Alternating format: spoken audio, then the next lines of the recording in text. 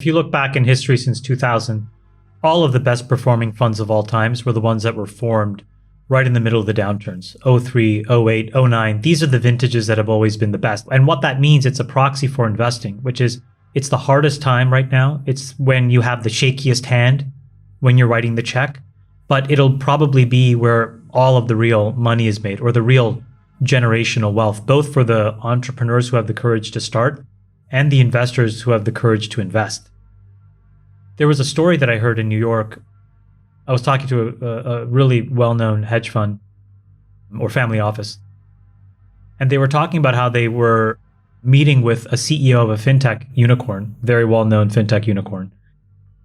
And they said they left the meeting and they said, this person had an unbelievable disrespect for money.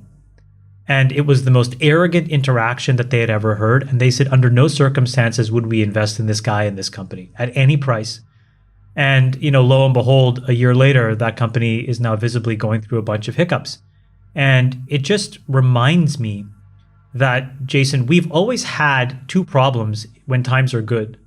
Problem number one is that there's never been a check and balance on that kind of behavior, a lack of respect for capital, and almost a disregard for business models, which is just inexcusable. And I think it's partly the fault of a very young entrepreneur, but it's also partly the fault of a board who doesn't know how to direct that person. Enablement is real. Yeah. But then the second thing is we've always had this, this big tech put on the table where every time you would try to really hone in on running a lean, highly efficient organization, the alternative would be to go work at, Google, Facebook, Apple, Amazon, Microsoft, where the terms were just completely different to what the experience was, at a startup. And the bigger the gap, the harder it was for you to be able to hire and retain good people without just copying them. And now that that's also coming off the table, that is a key moment. So Gurley is 100% right. There is no longer the big tech put. Those are the generals that are about to get shot over the next 8 to 12 months, in my opinion, in the public markets, in terms of market cap and employment and perks.